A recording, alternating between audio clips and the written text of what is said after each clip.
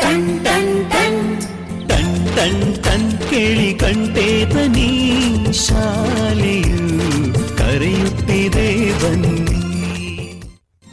ಕ್ಷಣ ಕ್ಷಣ ಕ್ಷಣ ಬೆಳಕು ಸಿಕ್ಕರೆ ತಾರೆಯಾಗಿ ಮಿನುಗುತ್ತೀಯೇ ನೀನು.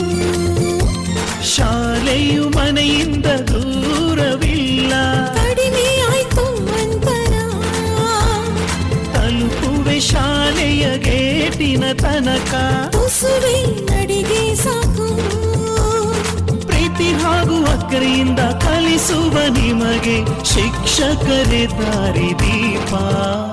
ಟನ್ ಟನ್ ಟನ್ ಕೇಳಿ ಗಂಟೆ ಧ್ವನಿ, ಶಾಲೆಯು ಕರೆಯುತ್ತಿದೆ ಬನ್ನಿ. ಬನ್ನಿ ಕರೆಯುತ್ತಿದೆ ಶಾಲೆ, ಬನ್ನಿ ಕರೆಯುತ್ತಿದೆ ಶಾಲೆ. ಟನ್ ಟನ್ ಟನ್. ಶಿಕ್ಷಣ ನನ್ನ ಹಕ್ಕು. ಬನ್ನಿ ಇಂಗ್ಲಿಷ್ ಕಲಿಯೋಣ ಕಾರ್ಯಕ್ರಮಕ್ಕೆ ಎಲ್ಲ ವಿದ್ಯಾರ್ಥಿಗಳಿಗೂ ಆತ್ಮೀಯವಾದಂಥ ಸ್ವಾಗತ. ನಾನು ಸದಾನಂದ, ನಿಮ್ಮ ಇಂಗ್ಲಿಷ್ ಕಲಿಕೆಗೆ ಸಹಾಯ ಮಾಡ್ತಾ ಇರುವಂತಹ English teacher. Now let's learn English. ಇಂಗ್ಲಿಷ್ನ ಕಲಿಯೋದು ಅಂತ ಹೇಳಿದಾಗ ಆ ಭಾಷೆಯ ಬಳಕೆಯನ್ನ ಅಭ್ಯಾಸ ಮಾಡಿಕೊಳ್ಳೋದು ಅಂತ ಹೇಳಿ ನಾನು ನಿಮಗೆ ಈ ತರಗತಿಗಳಲ್ಲಿ ಹೇಳ್ತಾ ಬಂದಿದ್ದೇನೆ. Practice practice practice. Practice makes human perfect. ಯಾರೇ ಆಗಲಿ ಅಭ್ಯಾಸ ಮಾಡ್ತಾ ಇದ್ರೆ ಅವರು ಪರ್ಫೆಕ್ಟ್ ಆಗಲಿಕ್ಕೆ ಸಾಧ್ಯ ಆಗತ್ತೆ ಅಂತ ಹೇಳಿ ಒಂದು ಮಾತಿದೆ. ಮಕ್ಕಳೇ, ಇವತ್ತಿನ ಈ ತರಗತಿಯಲ್ಲಿ ನಾನು ದ್ವಿತೀಯ PU ಇಂಗ್ಲಿಷ್ ಟೆಕ್ಸ್ಟ್ ಬುಕ್ಕಿನ ಪಾಠವೊಂದನ್ನು ಪರಿಚಯ ಮಾಡಿಸ್ತಾ ಇದ್ದೇನೆ. Second PUC English text book. ಇಂಗ್ಲಿಷ್ನಲ್ಲಿ 2 ಪುಸ್ತಕಗಳು ಇದಾವೆ. ಒಂದು ಸ್ಪ್ರಿಂಗ್ಸ್, ನೆನಪಿರಬೇಕು, ಇದರಲ್ಲಿ ಪಾಠಗಳು ಇದಾವೆ. ಈ ಪಾಠಗಳಲ್ಲಿ 4ನೇ ಪಾಠ everything I need to know I learned in the forest. Everything I need to know I learned in the forest. Vandana Shiva ಅವರು ಬರೆದಿರುವಂತಹ ಒಂದು ಪ್ರಬಂಧ. ಸಾಮಾನ್ಯವಾಗಿ ಸೆಕೆಂಡ್ PUC ಓದ್ತಾ ಇರುವಂತಹ ಸ್ಟೂಡೆಂಟ್ಸ್ ಏನಿರ್ತಾರೆ ಅವರು ಈ ಪಾಠ ಸ್ವಲ್ಪ ಕಷ್ಟ, ಓದೋದು ಅರ್ಥ ಮಾಡ್ಕೊಳ್ಳೋದು ಕೂಡ ಕಷ್ಟ ಇದೆ ಅಂತ ಹೇಳಿ ಒಂದು ಸಾಮಾನ್ಯವಾದಂತಹ ಅಭಿಪ್ರಾಯನ ಕೊಡ್ತಾರೆ. ಆದರೆ ಈ ಪಾಠ ಒಂದು 2 ಹಂತದಲ್ಲಿ ಬಹಳ ಮುಖ್ಯವಾದಂತಹ ಪಾಠ ಆಗತ್ತೆ. ಒಂದು, ಈ ಪಾಠ ಇವತ್ತು ನಾವು ಫೇಸ್ ಮಾಡ್ತಾ ಇರುವಂತ, ಎದುರಿಸ್ತಾ ಇರುವಂತ ಸಮಸ್ಯೆಗಳನ್ನ ಅರ್ಥ ಮಾಡ್ಕೊಳ್ಳಿಕ್ಕೆ ಸಹಾಯ ಮಾಡುತ್ತೆ. ಇವತ್ತೇನು ಹವಾಮಾನ ವೈಪರೀತ್ಯ ಅಂತ ಹೇಳ್ತೀವಿ, ಜಾಗತಿಕ ತಾಪಮಾನ ಏರಿಕೆ ಅಂತ ಹೇಳ್ತೇವೆ, ಕ್ಲೈಮೇಟ್ ಚೇಂಜ್, ಹಾಗೆ ಕ್ಲೈಮೇಟ್ ವೇರಿಯೇಷನ್ಸ್ ಅಂತ ಹೇಳ್ತೇವೆ. ಕ್ಲೈಮೇಟ್ ಅನ್ನೋ ಪದ ನಿಮ್ಗೆಲ್ರಿಗೂ ಪರಿಚಯ ಇದೆ. ಈ ಕ್ಲೈಮೇಟ್ ಅಂತ ಹೇಳಿದಾಗ ಕನ್ನಡದಲ್ಲಿ ಹವಾಮಾನ ಅಂತ ಹೇಳ್ತೇವೆ. ಈ ಹವಾಮಾನದ ವೈಪರೀತ್ಯಗಳು ಏನಿದಾವೆ, ಅದರಿಂದ ಏನು ನಾವು ಸಮಸ್ಯೆಗಳನ್ನ ಫೇಸ್ ಮಾಡ್ತಾ ಇದ್ದೀವಿ, ಅದನ್ನ ಈ ಪಾಠ ಚರ್ಚೆ ಮಾಡುತ್ತೆ. ಇದು ಒಂದು ಭಾಗ. ಇನ್ನೊಂದು ಭಾಗ, ಈ ಪಾಠದಲ್ಲಿ ಒಂದು ಪದ ಹೇಗೆ ಕಟ್ಕೊಳ್ತಾರೆ, ಒಂದು ಪದವನ್ನ ಜನ ಹೇಗೆ ಬಳಕೆಗೆ ತರ್ತಾರೆ, ಒಂದು ವರ್ಡ್ ಅನ್ನೋದು ಹೇಗೆ ಫಾರ್ಮ್ ಆಗತ್ತೆ, ಹೊಸ ಸಂದರ್ಭ ಬಂದಾಗ, ಹೊಸ ವಿಷಯವನ್ನ ವಿವರಿಸುವಂತಹ ಸಂದರ್ಭ ಬಂದಾಗ ಹೊಸ ಪದಗಳನ್ನ ನಾವು ಹೇಗೆ ಕಟ್ತೀವಿ, ಮತ್ತೆ ಹೊಸ ಸಮಸ್ಯೆಗಳಿಗೆ ಹೊಸ ಸಂದರ್ಭಗಳನ್ನ ವಿವರಿಸಲಿಕ್ಕೆ ಹಳೆಯ ಪದಗಳನ್ನ ನಾವು ಹೇಗೆ ಬಳಕೆ ಮಾಡ್ತೀವಿ ಅನ್ನುವ ಒಂದು ಉದಾಹರಣೆ ಈ ಪಾಠದಲ್ಲಿ ಸಿಗತ್ತೆ.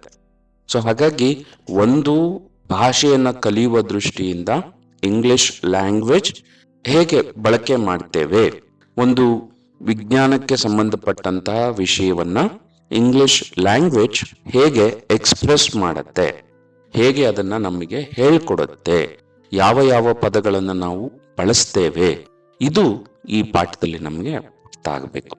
ಹಾಗಾಗಿ ಈ ಪಾಠ ಏನಿದೆ, everything I need to know I learned in the forest, ಈ ಪಾಠ ಒಂದು ವಿಷಯದ ಕಾರಣದಿಂದ, ಕಾಂಟೆಂಟ್ ಅದರ ಕಾರಣದಿಂದ ಇನ್ನೊಂದು ಅದರ ಲ್ಯಾಂಗ್ವೇಜ್ ಯುಟಿಲಿಟಿ, ಭಾಷೆಯನ್ನ ಕಲಿಯುವುದಕ್ಕೆ ಅದು ನೀಡುವಂತಹ ಸಹಾಯ.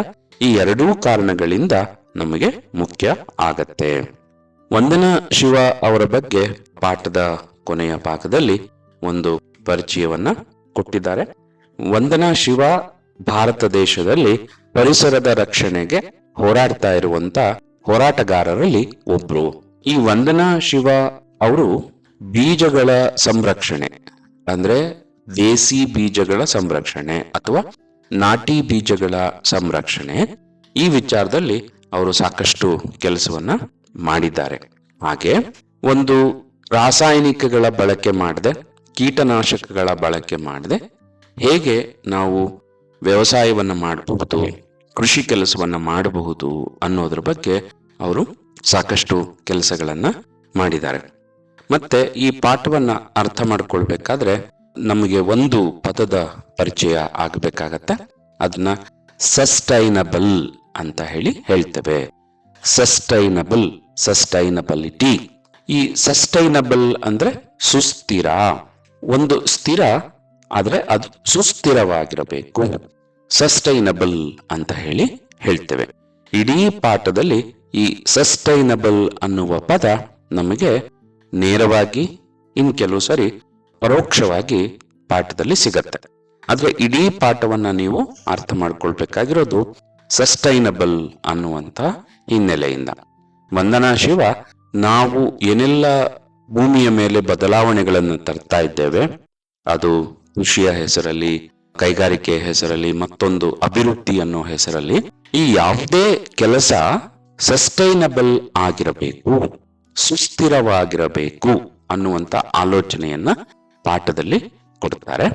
ಮತ್ತವರು ಬರೀ ಒಂದು ವಿಚಾರವನ್ನ ಹೇಳ್ತಾ ಇಲ್ಲ, ಅವರು ಹೇಳುವಂತ ವಿಚಾರವನ್ನು ಪ್ರಾಕ್ಟೀಸ್ ಮಾಡಿ, ಅಂದ್ರೆ ಜಾರಿಗೆ ತಂದು ಪ್ರಯೋಗ ಮಾಡಿ ನೋಡಿ, 4 ಜನಕ್ಕೆ ಅದನ್ನ ಅರ್ಥ ಮಾಡಿಸಿ ಅವು ಕೂಡ ಅದರಲ್ಲಿ ತೊಡಗುವಂತೆ ಮಾಡಿ, ಆನಂತರ ನಮ್ಗೆ ವಂದನಾ ಶಿವ ಸಸ್ಟೈನಬಲ್ ಅಂತ ಆಗ್ಬೇಕಾದ್ರೆ ನಾವು ಪಾಡಿನಿಂದ ನೋಡಿ ಕಲಿಯುವಂತಹ ಪಾಠಗಳು ಸಾಕಷ್ಟು ಇವೆ ಅನ್ನುವಂತ ಮಾತನ್ನ ಹೇಳ್ತಾರೆ.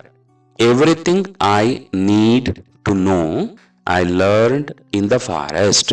ಏನ್ ಹೇಳುತ್ತೆ? ನಾನು ಏನೆಲ್ಲ ತಿಳಿಯಬೇಕಾಗಿತ್ತೆ, ಎವ್ರಿಥಿಂಗ್ ಏನೆಲ್ಲ, ಯಾವುದನ್ನೆಲ್ಲ ನಾನು ತಿಳಿಯಬೇಕಾಗಿತ್ತೋ, ನೋ ಅದೆಲ್ಲವನ್ನು ನಾನು ಕಾಡಿನಿಂದ ಕಲಿತೆ.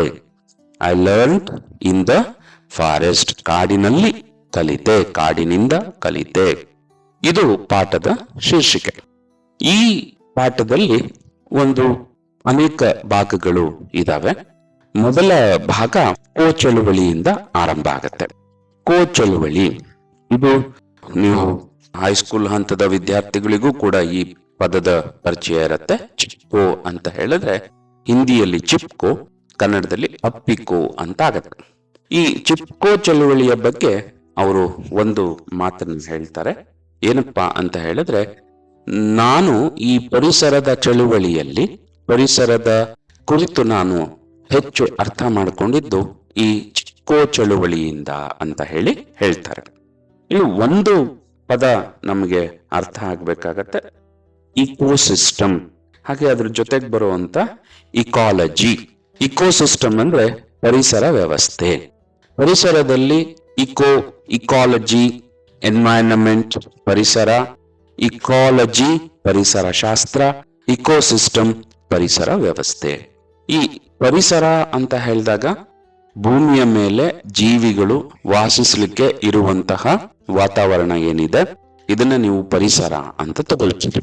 ಪರಿಸರದಲ್ಲಿ ಜೀವ ಇರುವಂತಹ, ಜೀವ ಇಲ್ಲದೆ ಇರುವಂತಹ ಅಂಶಗಳು ಏನಿದಾವೆ ಅವೆಲ್ಲವೂ ಸೇರಿ ಒಂದು ಇಕೋಸಿಸ್ಟಮ್ ಅಂತ ಹೇಳ್ತೇವೆ.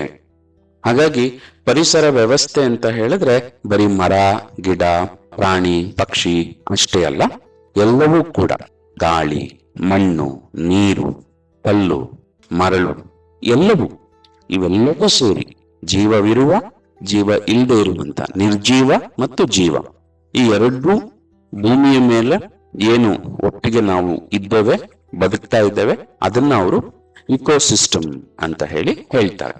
ಈ ಪರಿಸರವನ್ನ ರಕ್ಷಿಸಿಕೊಳ್ಬೇಕು. ಈ ಪರಿಸರದ ಮೇಲೆ ಏನೆಲ್ಲ ಬದಲಾವಣೆಗಳು ಆಗ್ತಾ ಇದೆ, ಆ ಬದಲಾವಣೆಗಳು ಸಸ್ಟೈನಬಲ್ ಅಲ್ಲ, ಅನ್ಸಸ್ಟೈನಬಲ್. ಆ ಅನ್ಸಸ್ಟೈನಬಲ್ ಇಕೋಸಿಸ್ಟಮ್ ಅನ್ನ ನಾವು ಸಸ್ಟೈನಬಲ್ ಇಕೋಸಿಸ್ಟಮ್ ಆಗಿ ಉಳಿಸ್ಕೊಳ್ಬೇಕು ಅಂತ ಹೇಳಿ ಜನರನ್ನ ಎಚ್ಚರಿಸೋದಕ್ಕೆ ನಡೆದಂತ ಹೋರಾಟ, ಅದನ್ನ ಇಕಾಲಜಿಕಲ್ ಮೂವ್ಮೆಂಟ್ ಅಥವಾ ಇಕಾಲಜಿ ಮೂವ್ಮೆಂಟ್ ಅಂತ ಹೇಳಿ ಹೇಳ್ತಾರೆ. ಮೂವ್ಮೆಂಟ್ ಅಂತ ಹೇಳಿದ್ರೆ ಚಳುವಳಿ. ಈ ಚಳುವಳಿಗಳಲ್ಲಿ ಒಂದು ಮುಖ್ಯವಾದಂತ ಚಳುವಳಿ ವಂದನಾ ಶಿವ ಅವರ ಬದುಕಿನಲ್ಲಿ ಯಾವುದು ಅಂತ ಹೇಳಿದ್ರೆ ಚಿಪ್ಕೋ ಚಳುವಳಿ, ಚಿಪ್ಕೋ ಮೂವ್ಮೆಂಟ್. ಏನಪ್ಪಾ ಅಂತ ಹೇಳಿದ್ರೆ, ಹಿಮಾಲಯದ ಪ್ರದೇಶದಲ್ಲಿ ನಿಮ್ಗೆಲ್ಲ ತಿಳಿದಿರೋ ಹಾಗೆ ಹಿಮಾಲಯ ಪರ್ವತ ಶ್ರೇಣಿ. ಈ ಪರ್ವತ ಶ್ರೇಣಿಯ ಪ್ರದೇಶದಲ್ಲಿ ಬೃಹತ್ ಪ್ರಮಾಣದಲ್ಲಿ ನಡೀತಾ ಇದ್ದಂತ ಅರಣ್ಯ ನಾಶ, ಲಾರ್ಜ್ ಸ್ಕೇಲ್ ಡಿಫಾರೆಸ್ಟೇಷನ್ ಅನ್ನ ತಡಿಲಿಕ್ಕೆ, ಅದನ್ನ ವಿರೋಧಿಸ್ಲಿಕ್ಕೆ ಆರಂಭಗೊಂಡಂತಹ ಅಹಿಂಸಾ ಚಳುವಳಿನೇ ಚಿಪ್ಕೋ ಚಳುವಳಿ, ಅಪ್ಪಿಕೋ ಚಳುವಳಿ ಅಂತ ಹೇಳಿ ನಾವು ಕನ್ನಡದಲ್ಲಿ ಹೇಳ್ತೇವೆ.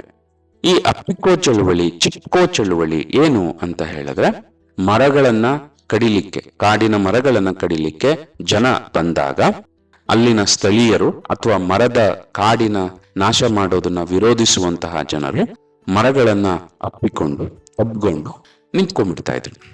ಮೊದಲು ನಮ್ಮನ್ನ ಕಡೀರಿ, ನಂತರ ನೀವು ಮರವನ್ನ ಕಡೀರಿ ಅಂತ ಹೇಳಿ ಅವರು ಸವಾಲನ್ನ ಹಾಕ್ತಾ ಇದ್ರು. ಸೊ ಯಾವಾಗ ಮನುಷ್ಯರು ಮರಗಳನ್ನ ತಬ್ಬಿಕೊಂಡು ನಿಂತರು, ಈಗ ಮರ ಕಡಿಯಕ್ ಬಂದವರಿಗೆ ಸಮಸ್ಯೆ ಆಯ್ತು. ಅವ್ರೀಗ ಮನುಷ್ಯರನ್ನ ಸಾಯಿಸಿ ಕಡಿದು ಆಮೇಲೆ ಮರವನ್ನ ಕಡಿಬೇಕಾಯ್ತು. ಆದ್ರೆ ಈ ಜನ ಯಾವುದೇ ಅಸ್ತ್ರಗಳನ್ನ ಹಿಡ್ಕೊಂಡಿರ್ತಿರ್ಲಿಲ್ಲ, ಬರೀ ಕೈನಲ್ಲಿ ಮರಗಳನ್ನ ತಬ್ಬಿಕೊಂಡು ನಿಂತಿರ್ತಾ ಇದ್ರು. ಹಾಗಾಗಿ ಇದನ್ನ ಅಹಿಂಸಾ ಚಳುವಳಿ, non violent response to the large scale deforestation ಅಂತ ಹೇಳಿ ಹೇಳ್ತಾರೆ. ಇನ್ನೊಂದು ವಿಶೇಷ ಏನಪ್ಪಾ ಅಂತ ಹೇಳಿದ್ರೆ, 1970ರ ದಶಕದಲ್ಲಿ 1970s ಅಲ್ಲಿ ಈ ಕೆಲಸ ನಡೆಯಿತು. ಈ ಕೆಲಸದ ಮುಂದಾಳನ್ನ, ಅಂದ್ರೆ ಈ ಕೆಲಸದ ಮುಂದಾಳತ್ವ ಅಥವಾ ಈ ಕೆಲಸದಲ್ಲಿ ಹೆಚ್ಚು ಸಂಖ್ಯೆಯಲ್ಲಿ ಭಾಗವಹಿಸಿದಂಥವ್ರು ಹೆಣ್ಮಕ್ಳು, ಮಹಿಳೆಯರಾಗಿದ್ರು. ಯಾಕೆ ಮಹಿಳೆಯರು ಕಾಡಿನ ರಕ್ಷಣೆಗೆ ಇಳಿದ್ರು, ಯಾಕೆ ಅದರಲ್ಲಿ ಹೆಚ್ಚಿನ ಸಂಖ್ಯೆಯಲ್ಲಿ ಪಾಲ್ಗೊಂಡ್ರು, ಮತ್ತೆ ಅವರು ಹೆಚ್ಚಿನ ಸವಾಲನ್ನ ಸರ್ಕಾರಕ್ಕೆ ಒಡ್ಡಿದ್ರು, ಲೀಡಿಂಗ್ ಪೊಸಿಷನ್ ಅಲ್ಲಿ ಇದ್ರು ಅನ್ನೋದಕ್ಕೆ ವಂದನಾ ಶಿವ ಕಾರಣಗಳನ್ನ ಪಟ್ಟಿ ಮಾಡ್ತಾರೆ. ಈ ಅರಣ್ಯದ ನಾಶದಿಂದ, ಡಿಫಾರೆಸ್ಟೇಷನ್, ಫಾರೆಸ್ಟ್ ಅನ್ನೋ ಪದ ನಿಮಗೆ ಪರಿಚಯ ಇದೆ, ಡಿಫಾರೆಸ್ಟೇಷನ್ ಈ ಪದವನ್ನ ಒಂದ್ ಕಡೆಗೆ ಬರ್ಕೊಳ್ಳಿ. ಡಿಫಾರೆಸ್ಟೇಷನ್ ಆದಾಗ ಏನಾಗತ್ತಪ್ಪ ಅಂತ ಹೇಳಿದ್ರೆ, ಭೂಕುಸಿತಗಳು, ಲ್ಯಾಂಡ್ ಸ್ಲೈಡ್ಸ್ ಆಗತ್ತೆ, ಫ್ಲಡ್ಸ್ ಆಗತ್ತೆ. ಫ್ಲಡ್ಸ್ ಅಂದ್ರೆ ಪ್ರವಾಹ. ಮತ್ತೆ ಇನ್ನೂ ಒಂದು ಸಮಸ್ಯೆಯನ್ನ ಇದು ತಂದ್ಕೊಡುತ್ತೆ. ಏನಪ್ಪಾ ಅಂತ ಹೇಳಿದ್ರೆ, scarcity of water, fodder and fuel. Scarcity ಅಂತ ಹೇಳಿದ್ರೆ ಕೊರತೆ. ಯಾವುದರ ಸ್ಕೇರ್ಸಿಟಿ? ನೀರಿನ ಸ್ಕೇರ್ಸಿಟಿ, ಮೇವಿನ ಸ್ಕೇರ್ಸಿಟಿ, ಮತ್ತೆ ಸೌದೆಯ ಸ್ಕೇರ್ಸಿಟಿ. ಫ್ಯೂಯಲ್ ಅಂತ ಹೇಳಿದ್ರೆ ಒಣಗಿದ ಸೌದೆ, ಕಟ್ಟಿಗೆ ಅಂತ ಹೇಳ್ತೇವೆ. ಸೊ ಇಲ್ಲಿ ವಂದನಾ ಶಿವ ಏನನ್ನ ಗುರುತಿಸ್ತಾರಪ್ಪ ಅಂತ ಹೇಳಿದ್ರೆ, ಅರಣ್ಯದ ನಾಶದಿಂದ ಹಿಮಾಲಯದ ಪ್ರದೇಶದಲ್ಲಿ ಏನಾಗ್ಲಿಕ್ಕೆ ಶುರುವಾಯಿತು ಅಂತ ಹೇಳಿದ್ರೆ, ಲ್ಯಾಂಡ್ ಸ್ಲೈಡ್ಸ್, ಭೂಕುಸಿತಗಳು. ಹಿಮಾಲಯ ಅಂತ ಹೇಳಿದ್ರೆ ಅದು ಬೆಟ್ಟ ಗುಡ್ಡಗಳ ಪ್ರದೇಶ. ಭೂಕುಸಿತಗಳು ಆಗ್ಲಿಕ್ಕೆ ಶುರುವಾಯಿತು, ಪ್ರವಾಹ ಹೆಚ್ಚಾಗ್ಲಿಕ್ಕೆ ಶುರುವಾಯಿತು. ಒಂದ್ ಕಡೆ ನೀರು ಕೊಚ್ಚಿ ಹೋಗ್ತಿತ್ತು, ಬೆಟ್ಟ ಗುಡ್ಡಗಳು ಕುಸಿದು ಹೋಗ್ತಾ ಇದ್ದು. ಇದರ ಇನ್ನೊಂದು ಕಡೆ ಏನಾಗಕ್ಕೆ ಶುರುವಾಯ್ತಪ್ಪ ಅಂತ ಹೇಳಿದ್ರೆ, ನೀರಿಗೆ ಕೊರತೆ ಆಗ್ಲಿಕ್ಕೆ ಶುರುವಾಯಿತು. ಮೇವಿಗೆ, ಅವರು ಮಹಿಳೆಯರು ಅಥವಾ ಮನೆಯಲ್ಲಿ ಸಾಕಿದ್ದಂತಹ ಏನು ಪ್ರಾಣಿಗಳಿತ್ತು, ಆ ಪ್ರಾಣಿಗಳಿಗೆ ಮೇವನ್ನ ಒದಗಿಸೋದು ಕಷ್ಟ ಆಯ್ತು. ಮತ್ತೆ ಒಣಗಿದ ಸೌದೆ, ಅವ್ರಿಗೆ ಅಡಿಗೆ ಮಾಡ್ಲಿಕ್ಕೆ ಏನು ಸೌದೆ ಬೇಕಾಗಿತ್ತು, ಫ್ಯೂಯಲ್, ಅದು ಕೂಡ ಉರುವಲು ಅಂತನೂ ಕೂಡ ನಾವು ಹೇಳ್ಬೋದು, ಅದು ಕೂಡ ಅವ್ರಿಗೆ ಸಿಕ್ಲಿಲ್ಲ. ಆದ್ರೆ ಈ ಎಲ್ಲ ಕೆಲಸಗಳನ್ನ ಮಾಡ್ಬೇಕಾಗಿದ್ದಿದ್ದು ಯಾರು? ಮಹಿಳೆಯರೇ. ಮೇವನ್ನ ಸಂಗ್ರಹಿಸೋ ಕೆಲಸ, ನೀರನ್ನ ತರೋ ಕೆಲಸ, ಹಾಗೆ ಕಟ್ಟಿಗೆಯನ್ನ, ಒಣಗಿದ ಸೌದೆಯನ್ನ ಸಂಗ್ರಹಿಸೋ ಕೆಲಸ, ಈ 3 ಕೆಲಸಗಳು ಮಹಿಳೆಯರ ಜವಾಬ್ದಾರಿ ಆಗಿತ್ತು. ಹಾಗಾಗಿ ಮಹಿಳೆಯರಿಗೆ ಕಾಡು ಕಡಿಯೋದ್ರಿಂದ ಏನು ನಷ್ಟ ಆಗ್ತಾ ಇದೆ ಅನ್ನೋದು ಅನುಭವಕ್ಕೆ ಬಂತು. ಅದರಿಂದ ಅವರಿಗೆ ಬದುಕು ಕಷ್ಟ ಆಗ್ತಾ ಇದೆ, ತುಂಬಾ ದೂರ ಹೋಗಿ ನೀರನ್ನ ತರಬೇಕಾಗ್ತಾ ಇದೆ ಅನ್ನೋದು ಅವರಿಗೆ ಅರ್ಥ ಆಯ್ತು. ಮತ್ತೆ ಹಿಮಾಲಯದ ಪ್ರದೇಶ ಅಂದ್ರೆ ಬೆಟ್ಟಗುಡ್ಡಗಳ ಪ್ರದೇಶ, ಹತ್ತಿ ಹಿಡಿದು ಶ್ರಮ ಕೂಡ ಜಾಸ್ತಿ, ನಮ್ಮ ತರದ ಬಯಲು ಪ್ರದೇಶ ಅಲ್ಲ. ಸೊ ಹಾಗಾಗಿ ಹೆಣ್ಮಕ್ಳಿಗೆ ಕಾಡಿನ ನಿಜವಾದಂತಹ ಮೌಲ್ಯ, the real value of forests, ಕಾಡಿನಿಂದ ನಮಗೆ ಏನು ದೊರೆಯುತ್ತೆ ಅಂತ ಹೇಳಿದ್ರೆ, ಒಳ್ಳೆ ಮರ ಸಿಗತ್ತೆ, ಆ ಮರವನ್ನ ಮಾರಾಟ ಮಾಡಬಹುದು, ಆ ಮರದಿಂದ ಮೇಜು, ಕುರ್ಚಿ, ಮಂಚ ಇಂಥವುಗಳನ್ನ ಸಿದ್ಧ ಮಾಡಬಹುದು ಅಂತ ನೀವು ಯೋಚನೆ ಮಾಡಿದ್ರೆ ತಪ್ಪು. ಫಾರೆಸ್ಟ್ ಅಥವಾ ಮರಗಳೇನಿದಾವಲ್ಲ, ಆ ಮರ ನಮಗೆ ನೀರನ್ನ ಕೊಡುತ್ತದೆ, ಗಾಳಿಯನ್ನ ಕೊಡುತ್ತೆ, ಮತ್ತೆ ಮಣ್ಣನ್ನ ಕೂಡ ನಮಗೆ ಸಿದ್ಧ ಮಾಡಿ ಕೊಡುತ್ತೆ. ಎಲ್ಲದಕ್ಕಿಂತ ಹೆಚ್ಚಾಗಿ ನಾವು ಬದುಕೋದಿಕ್ಕೆ ಅವಕಾಶ ಕೊಡುತ್ತೆ ಅಂತ ಹೇಳಿ ಈ ಮಹಿಳೆಯರು ಅರ್ಥ ಮಾಡಿಕೊಂಡ್ರು. ಹಾಗಾಗಿ ಅವರು ಈ ಚಳುವಳಿಯಲ್ಲಿ ನೇರವಾಗಿ ಭಾಗವಹಿಸಿದ್ರು ಅಂತ ಹೇಳಿ ಹೇಳ್ತಾರೆ. ಮತ್ತೆ ಕಾಡಿನ ನಾಶದಿಂದ ಬೇಸಿಗೆಯ ಸಂದರ್ಭದಲ್ಲಿ ನೀರು ಸಿಗೋದು ಕಷ್ಟ ಆಗ್ತಿತ್ತು. ಹಾಗೆ ಮಳೆಗಾಲದಲ್ಲಿ ಗುಡ್ಡ ಪ್ರದೇಶದ ಮೇಲೆ, ಬೆಟ್ಟ ಪ್ರದೇಶದ ಮೇಲೆ ಮರಗಳು ಇಲ್ಲದೆ ಇದ್ದದ್ರಿಂದ ನೇರವಾಗಿ ಮಳೆಯ ನೀರು ಆ ಬೆಟ್ಟದ ಮೇಲೆ, ಆ ಗುಡ್ಡದ ಮೇಲೆ ಬೀಳ್ತಾ ಇದ್ದದ್ರಿಂದ ಆ ಮಣ್ಣನ್ನ ಕೊಚ್ಕೊಂಡು ಹೋಗೋದಿಕ್ಕೆ ಅವಕಾಶ ಆಗ್ತಾ ಇತ್ತು. ಇದರಿಂದಾಗಿ ಏನಾಗ್ತಿತ್ತು, ಭೂಕುಸಿತ ಅಂದ್ರೆ ಮಣ್ಣು ಸಿಯುವಂಥದ್ದು. ಒಂದು ಹಗಲು ಒಂದು ರಾತ್ರಿನಲ್ಲಿ ಮಳೆ ಜೋರಾಗಿ ಬಂತು ಅಂತ ಹೇಳಿದ್ರೆ ಇಡೀ ಗುಡ್ಡ ಕುಸಿದು ಬೀಳ್ತಾ ಇತ್ತು. ಆಗ ಜನಗಳಿಗೆ ಓಡಾಟ ತೊಂದರೆ ಆಗ್ತಿತ್ತು, ಜೀವಕ್ಕೂ ಕೂಡ ಹಾನಿ ಆಗ್ತಾ ಇತ್ತು. ಹಾಗೆ ಮರಗಳು ಇಲ್ಲದೆ ಇರೋದ್ರಿಂದ ಮಳೆ ಹನಿ ನೇರವಾಗಿ ಭೂಮಿಯನ್ನ ತಲುಪಿ ರಭಸದಿಂದ ಹರಿಯೋದಿಕ್ಕೆ ಶುರುವಾಗ್ತಿತ್ತು.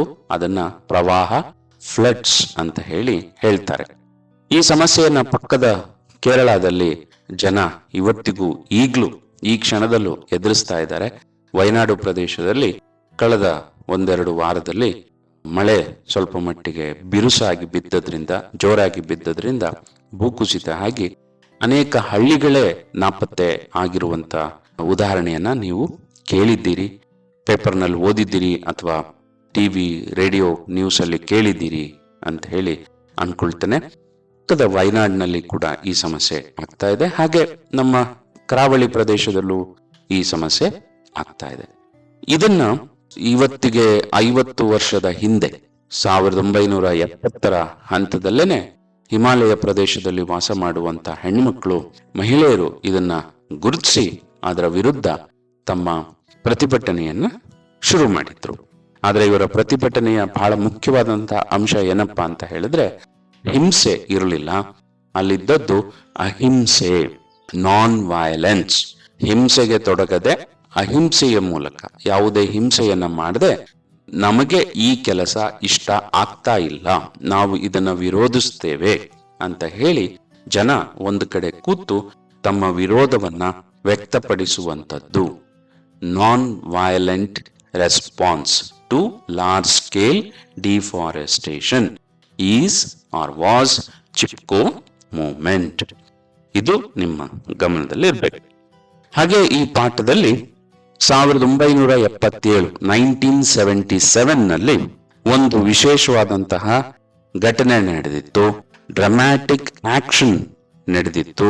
ಏನಪ್ಪಾ ಅಂತ ಹೇಳಿದ್ರೆ, ಅದ್ವನಿ ಅನ್ನುವಂತ ಒಂದು ಹಳ್ಳಿಯಲ್ಲಿ, ಹಿಮಾಲಯದ ಪ್ರದೇಶದಲ್ಲಿ ಬರುವಂತ ಅದ್ವನಿ ಅನ್ನುವಂತ ಒಂದು ಹಳ್ಳಿಯಲ್ಲಿ 1977ನಲ್ಲಿ ಬಚ್ನಿ ದೇವಿ ಅನ್ನುವಂತ ಒಬ್ಬ ಮಹಿಳೆ ಊರಿನ ಮಹಿಳೆಯರನ್ನ ಸೇರಿಸಿಕೊಂಡು ಮರ ಕಡಿಯೋದ್ರ ವಿರುದ್ಧ, ಅದನ್ನ ಪಾಠದಲ್ಲಿ ಲಾಗಿಂಗ್ ಅಂತ ಕರೀತಾರೆ, LOGGING, ಲಾಗಿಂಗ್. ಲಾಗಿಂಗ್ ಅಂದ್ರೆ ಮರವನ್ನ ಕಡಿದು ಅದನ್ನ ಹೊರಗಡೆ ಸಾಗಿಸುವಂತಹ ಕ್ರಿಯೆಗೆ ಲಾಗಿಂಗ್ ಅಂತ ಹೇಳ್ತಾರೆ.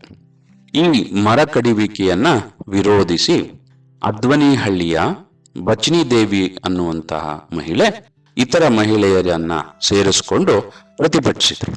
ವಿಶೇಷ ಏನಪ್ಪಾ ಅಂತ ಹೇಳಿದ್ರೆ, ಅವರ ಪ್ರತಿಭಟನೆ ಅವರ ಗಂಡನ ವಿರುದ್ಧ, ಅವರ ಪತಿಯ ವಿರುದ್ಧವೇ ನಡೆದಿತ್ತು. ಯಾಕಂದ್ರೆ ಅವರ ಪತಿ ಆ ಭಾಗದ ಕಾಡನ್ನ ಕಡಿಲಿಕ್ಕೆ ಸರ್ಕಾರಕ್ಕೆ ಹಣವನ್ನ ಕೊಟ್ಟು ಸರ್ಕಾರದಿಂದ ಪರವಾನಗಿ, ಲೈಸೆನ್ಸ್ ಅನ್ನ ಪಡ್ಕೊಂಡು ಬಂದಿದ್ರು.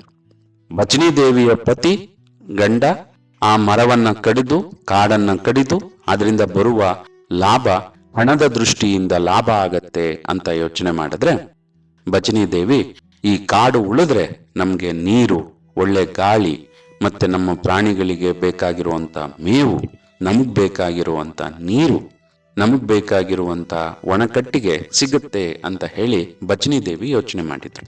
ಹೀಗೆ ಪತ್ನಿಯೇ ಪತಿಯ ವಿರುದ್ಧ ಸಾರ್ವಜನಿಕವಾಗಿ ಪ್ರತಿಭಟನೆ ಮಾಡುವಂತಹ ಒಂದು ಕೆಲಸ ಇಲ್ಲಿ ನಡೆದಿತ್ತು.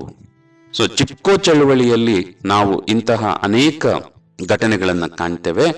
ಮಕ್ಕಳೇ ಪೋಷಕರ ವಿರುದ್ಧ, ಕೆಲವು ಸರಿ ಸಹೋದರರು ಸಹೋದರಿಯರು ಇವರು ಅವರ ವಿರುದ್ಧ, ಇನ್ನು ಕುಟುಂಬದ ಸದಸ್ಯರ ವಿರುದ್ಧವೇ ಪ್ರತಿಭಟನೆ ಮಾಡಿದಂತ ಉದಾಹರಣೆಗಳು ನಮ್ಗಿಲ್ಲಿ ಸಿಗತ್ತೆ.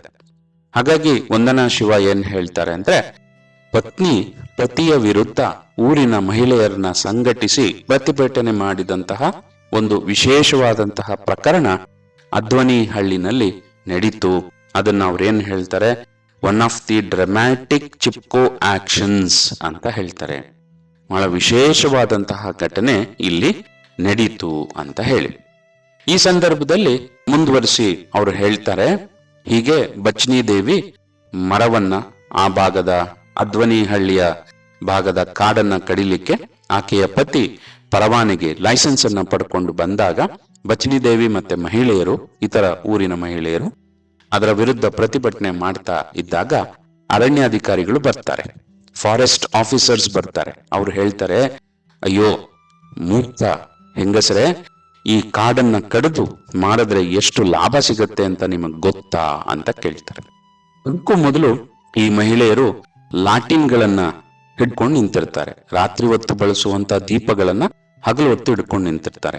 ಏನ್ ಹೇಳ್ತಾ ಇದ್ದೀರಿ, ಯಾಕೆ ಹಿಂಗ್ ಲಾಟಿನ್ ಹಿಡ್ಕೊಂಡಿದ್ದೀರಿ ಅಂತ ಹೇಳಿದಾಗ ಮಹಿಳೆಯರು ಹೇಳ್ತಾರೆ, ನಿಮಗೆ ವಿಷಯ ಅರ್ಥ ಆಗ್ತಾ ಇಲ್ಲ, ಸ್ವಲ್ಪ ಅರ್ಥ ಮಾಡ್ಕೊಳ್ಳಿ, ಈ ಕಾಡಿಂದ ಏನ್ ಅನುಕೂಲ ಆಗತ್ತೆ ಅನ್ನೋದನ್ನ ನೀವು ಅರ್ಥ ಮಾಡ್ಕೊಳ್ಳಿ ಅಂತ ಹೇಳ್ತಾರೆ.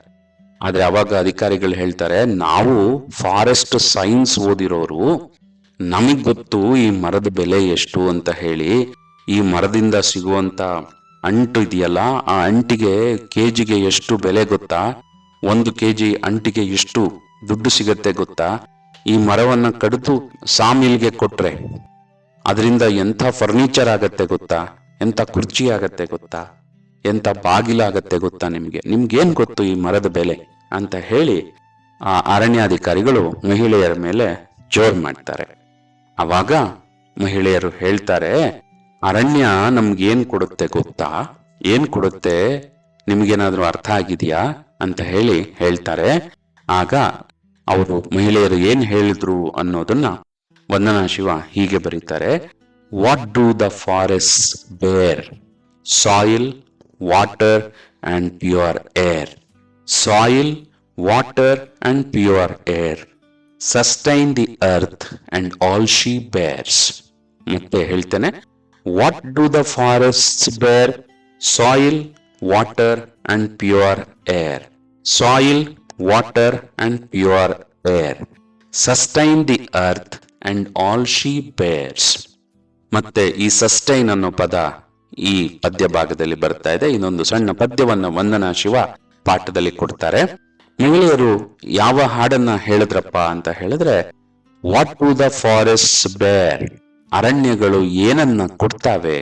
ಬೇರ್ ಅಂದ್ರೆ ಏನನ್ನ ಇಟ್ಕೊಂಡು ಕೊಡುತ್ತವೆ, ಏನನ್ನ ನಮಗೆ ಕೊಡುತ್ತವೆ, ಏನನ್ನ ಕೊಡುತ್ತವಪ್ಪ ಅಂತ ಹೇಳಿದ್ರೆ, soil, water, pure air. Soil ಮಣ್ಣು, ವಾಟರ್ ನೀರು, ಮತ್ತೆ ಪ್ಯೂರ್ ಏರ್ ಸ್ವಚ್ಛವಾದಂತ ಗಾಳಿಯನ್ನ ಕೊಡುತ್ತವೆ. ಮತ್ತೆ ಭೂಮಿ ಭೂಮಿಯಾಗಿರೋದು, ಭೂಮಿ ಭೂಮಿಯಾಗಿ ಇರೋದು, ಅರ್ತ್ ಅರ್ತ್ ಆಗಿ ಇರೋದು. ಇವತ್ತು ಭೂಮಿಯ ಮೇಲೆ ನಮ್ಗೆ ಏನೆಲ್ಲ ಸಿಗತ್ತೆ, ನಾವು ಮನುಷ್ಯರು, ಪ್ರಾಣಿಗಳು, ಮರ ಗಿಡ, ಪಕ್ಷಿ, ಮೀನು, ಜಲಚರಗಳು ಅಂತ ಹೇಳ್ತೀವಲ್ಲ, ನಾವೆಲ್ಲರೂ ಈ ಭೂಮಿಯ ಮೇಲೆ ಇರ್ಲಿಕ್ಕೆ ಸಾಧ್ಯ ಏನಾಗಿದೆ, ಈ ವಾತಾವರಣ ಏನಿದೆ, ಇದೆಲ್ಲವನ್ನೂ ಕೂಡ ಹೀಗೆ ಇರುವಂತೆ ಮಾಡಿರೋದು ಫಾರೆಸ್ಟ್.